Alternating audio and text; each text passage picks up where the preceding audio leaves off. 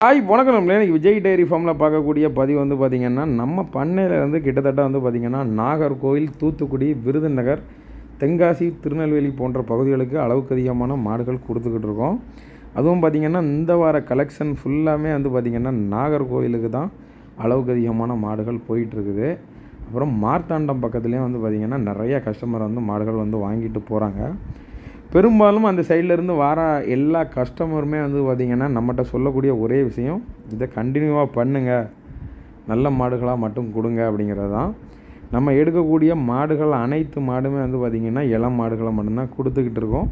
உங்களுக்கும் தலையீத்து மற்றும் இரண்டாவது மாடுகள் வேணும் அப்படின்னு நினச்சிங்கன்னா டிஸ்பிளேயில் தெரியக்கூடிய நம்பருக்கு பெரும்பாலும் கால் பண்ணிவிட்டு நேரில் வாங்க. உங்களுக்கு மாடு வளர்ப்பில் ஏதேனும் சந்தேகம், அப்புறம் மாடுகளுக்கு என்னென்ன மருந்துகள் கொடுக்கலாம் நோய்களுக்கு, அப்படி சில விஷயத்தை நீங்கள் கற்றுக்கிடணும்னு நினச்சிங்க, புதுசாக நீங்கள் பண்ண வைக்கணும், அது என்ன மாதிரி வளர்க்கணும் அப்படிங்கக்கூடிய விஷயத்தெல்லாம் வந்து பார்த்திங்கன்னா நம்மளை யூடியூப் சேனலில், ஃபேஸ்புக்கில், இன்ஸ்டாகிராமில் நம்ம பதிவேற்றம் செய்கிறோம்.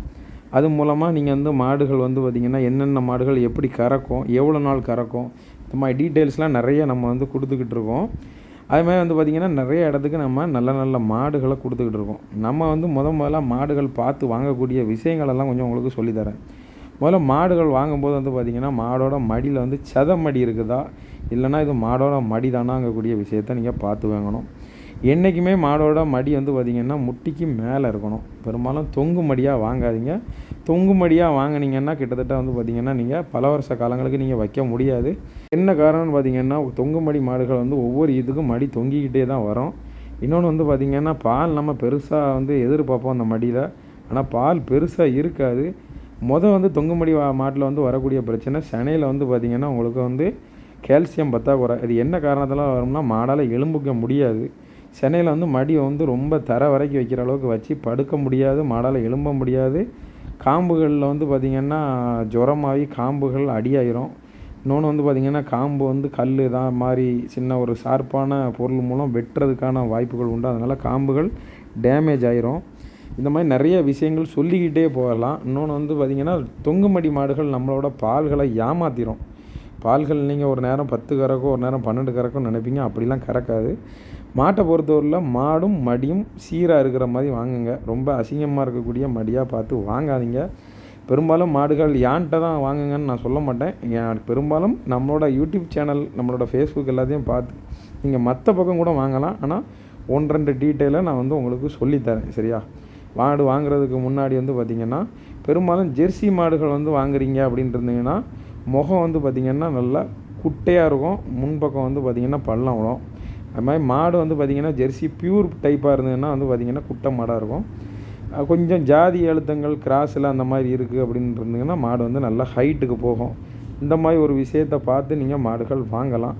அப்புறம் வந்து பார்த்திங்கன்னா பால் கறக்கும்போது பாலோட தூரி வந்து பார்த்திங்கன்னா உங்களுக்கு வந்து சீராக விழணும், அதே மாதிரி தூரி வந்து பெருசாக விழணும். இந்த மாதிரி விஷயத்த நீங்கள் பார்த்து வாங்குங்க. நம்மள்ட்ட இருக்கக்கூடிய மாடுகள் எல்லாமே வந்து பார்த்திங்கன்னா நல்லா செக் பண்ணி தான் மாடுகளை வாங்குவோம். எந்த மாடோட தரங்களும் குறைஞ்சா நம்ம மாடுகள் வாங்க போகிறது இல்லை. ஏன்னா பணம் போட்டு வாங்கக்கூடிய பொருள் நஷ்டப்படக்கூடாது. அதே மாதிரி லாபம் கிடைக்கணும்னு மட்டும்தான் நம்ம மாடு வாங்க மாட்டோம். நல்ல மாடு, கை கால் ஊக்கம், தீவன முறைகளுக்கு எல்லாமே செட் ஆகுனா மட்டும்தான் மாடு வாங்குவோம். அதுவும் ஒவ்வொருத்தரும் மாடு வாங்க வரவங்க அவங்களோட ஏரியா, அப்புறம் அவங்களோட கிளைமேட் எல்லாத்தையும் சொல்லி தான் நம்மகிட்ட மாட்டுக்கு வராங்க. அதனால் இந்தந்த மாடுகள் உங்கள் ஏரியாவுக்கு இவ்வளோ பால் கறக்கக்கூடிய விஷயத்த சொல்லி கொடுத்து தான் நம்ம மாடுகள் கொடுக்குறோம். அதே மாதிரி வந்து பார்த்திங்கன்னா நம்ம ஒவ்வொரு மாடுகளுமே வந்து பார்த்திங்கன்னா ஒரு நாளைக்கு வந்து ஒரு 15 லிட்டரு கறக்கும்னு இருந்ததுன்னா நம்ம வந்து 13 லிட்டரு 14 தான் கறக்கும்னு சொல்லுவோம். 20 லிட்டரு கறக்கும் அப்படின்னு சொன்னால் அந்த மாட்டுக்கு வந்து பார்த்திங்கன்னா நம்ம வந்து பார்த்திங்கன்னா ஒரு 17 கறக்கும் தான் சொல்லுவோம். ஏன்னா கஸ்டமரை ஏமாற்றி கொடுக்கக்கூடாது. நம்ம இருக்கிற கறவையில் கம்மியாக சொல்லி கொடுத்தோம்னா அவங்களுக்கு கூட 2 லிட்டர் பால் கறந்துச்சுன்னா அவங்களுக்கு இன்னும் பண்ண வைக்கணும், பண்ணையை டெவலப் பண்ணணுங்கக்கூடிய ஆசைகள் வரும்.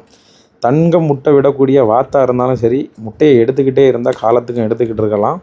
நமக்கு முட்டை நிறைய கிடச்சிரும்னு சொல்லி நம்ம வந்து வெட்டிட்டோன்னு இருந்தோன்னா நம்ம உள்ளே இருக்கக்கூடிய ஒரு முட்டை மட்டும்தான் நமக்கு கிடைக்கும்.